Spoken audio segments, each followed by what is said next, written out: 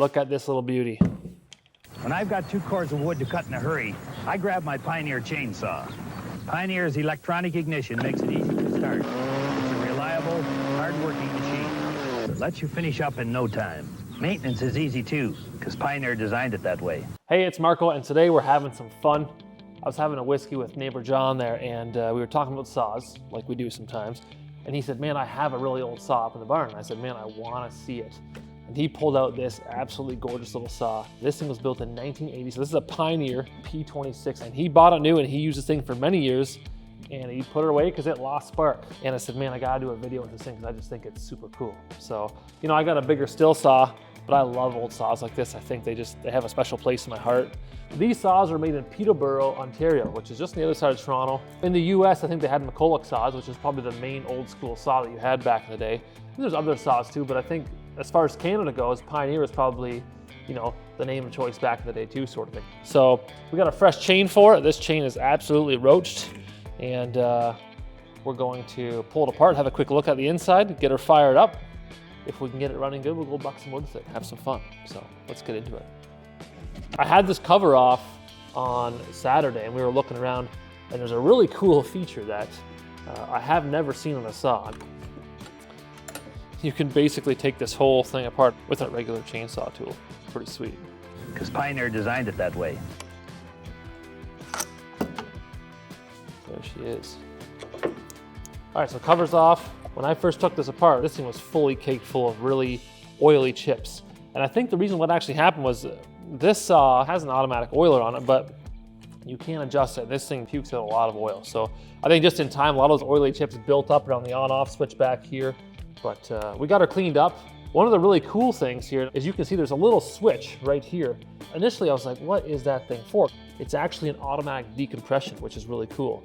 And the way this works is that in the recoil here, as you pull the recoil and it comes forward, you can see there's a little arm there. So as you pull that recoil up, it auto initiates a little rod here, and that comes along, and in return it pushes this little switch here, and obviously decompresses it so you can pull it over the leads, you get the thing fired up. Second the recoil goes back into place, it releases and it's good to go. Whereas on the old still, you're gonna manually push the button in the top. With this saw here, you never actually have to worry about that. Every time you pulled it, automatically hit decompression. Kind of that old school ingenuity, you know, just stuff in design that you don't see anymore. And I think that stuff is so cool. Anyways, everything looks pretty good in here. It's all nice and tight. I'm gonna go ahead and reassemble this, maybe clean it up a little bit more. And I'm gonna go ahead and swap that chain out for a second. All right, so that recoil cover's back on. Now the one thing I'm not super happy with is the actual air filter. It has one, but she's pretty dry. I've looked for the one online, and I can't seem to find one. So if you know where I can find an air filter for this, a new air filter, or a good replacement, let me know, because I'll be looking for one. Carb looks decent. The only thing that I'm not super happy with, and I was looking at this the other day, it looks like the idle screw is just a little bit worn out. So I'm not sure if we'll get a good idle off it today. I don't think we will, but we'll play with it and see. All right, let's get this chain swapped. Now you can see that like there's just a ton of oil in the top here. And I looked for an oil adjuster screw, couldn't find anything. I went online and looked, but there's just no adjustment on the oiler. So this thing is pretty hefty when it comes to oil, which is fine. I mean, it's not a bad thing, but it definitely makes a bit more of a mess. That chain is garbage. You can see she's going right back down to the last line. The bar actually looks like it's pretty good shape. It's an Oregon bar, made in Canada, way back in the good old days. You know, it doesn't seem too bad. I am going to flip it over. Got a little more wear on what was the bottom, so we'll flip it the other direction here and get a little more life out of it. Picked up a brand new steel chain for it. So she's good and sharp, beautiful. Maybe if I get this thing running good, neighbor John will trade me this back for his good old still. It's always worth a shot. So you can see I'm not super stoked on this. I will get the chain tight, but I'm gonna be right at the end of my range on this bar, if you look at that. So in the future, I'm gonna have to get a chain that's a couple links shorter actually. So this will work, it's just, it'll be pushing it pretty hard, and if this chain stretches at all, then I'll be at the end of the range. But it'll work for now, and I'll have to figure out what the difference in length is there.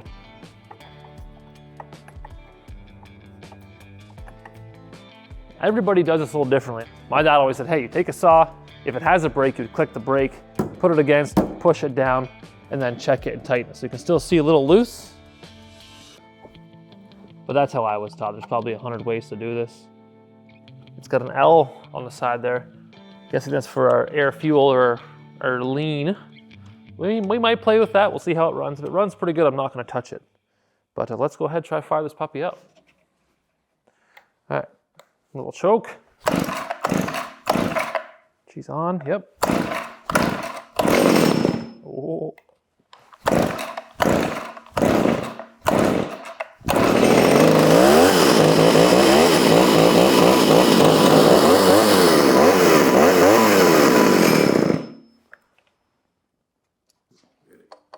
I think my exhaust is loose. Let's try to tighten that up again a little bit. Sounds pretty good. Doesn't sound bad at all. I notice this exhaust is just a little bit loose. I can just see us starting to cut some wood and the whole exhaust fall off the pretty thing. Looks good. Sweet. Let's try that again.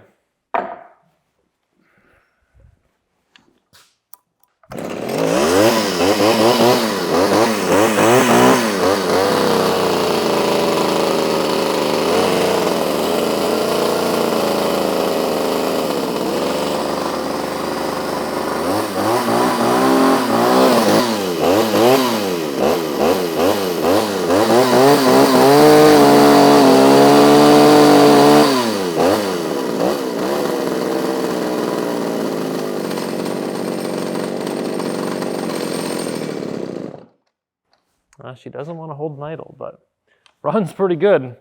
I think she's a little on the rich side, but I think we're going to leave it like that because I don't want to blow this thing up playing with it. So, you know what? I'm going to throw some earplugs in. Let's go cut some wood. All right, I'm going to take my high cap off, throw my bucket because I got a bunch of smaller stuff to do.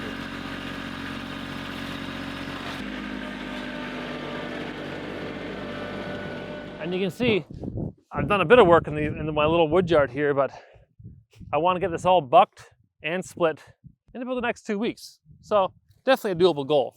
But I got a bunch of the small stuff here, so this will make it a little easier. Now this thing weighs like 10 pounds. My big steel wheels, I think it weighs 15 pounds, but it feels so much lighter, so I love it.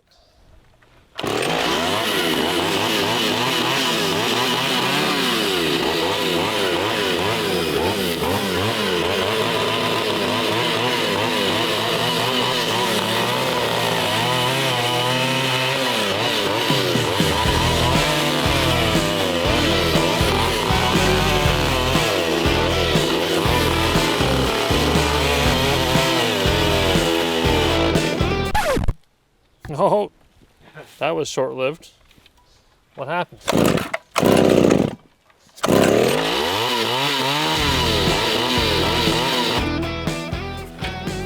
I'm gonna have to get used to running this thing that doesn't want to idle properly. That's gonna be a trick.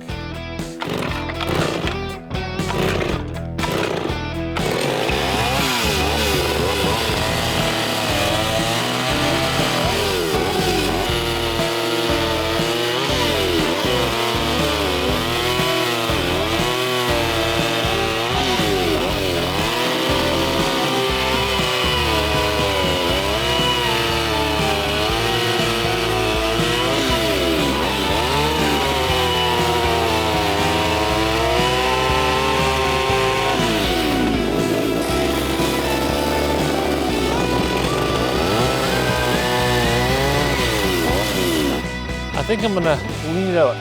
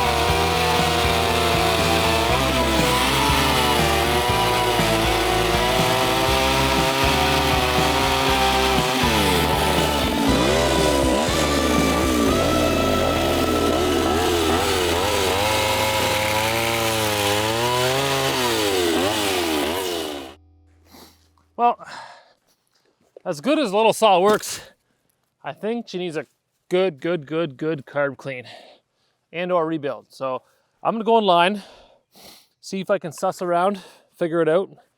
If you know where I can find a carb kit for this thing, let me know, because I'd really like to get it just running like a sweet charm, but we'll see. It works pretty good the way it is. It just needs a little bit of tune-up. So anyways, I'm gonna grab the splitter. I'm gonna start splitting some of this stuff.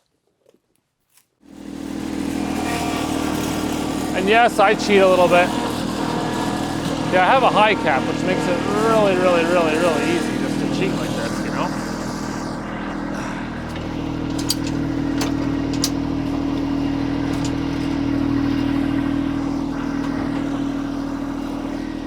That's how I move my 1165 around.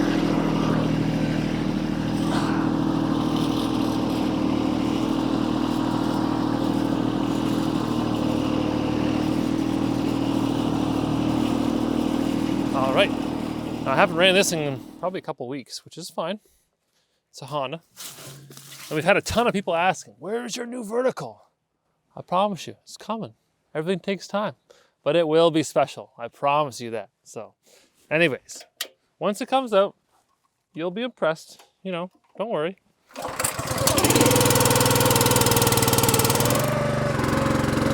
I'll split some of these smaller chunks first. We'll get into some bigger, gnarly stuff after.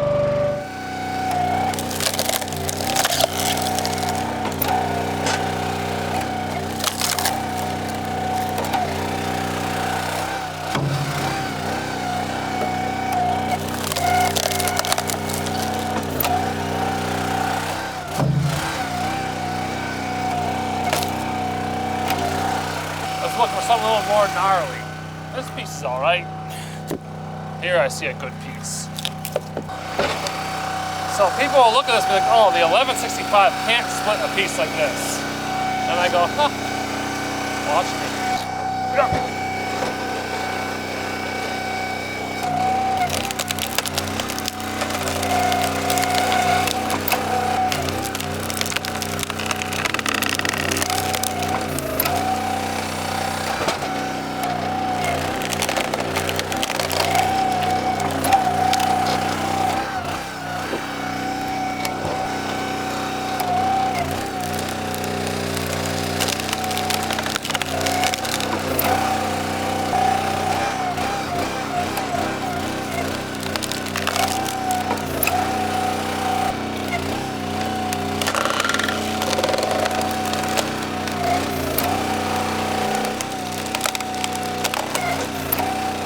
It's not pretty, but this is good camp firewood.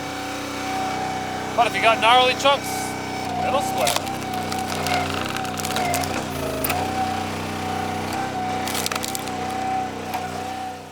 I'm gonna keep splitting, get a good bunch of this pile gone.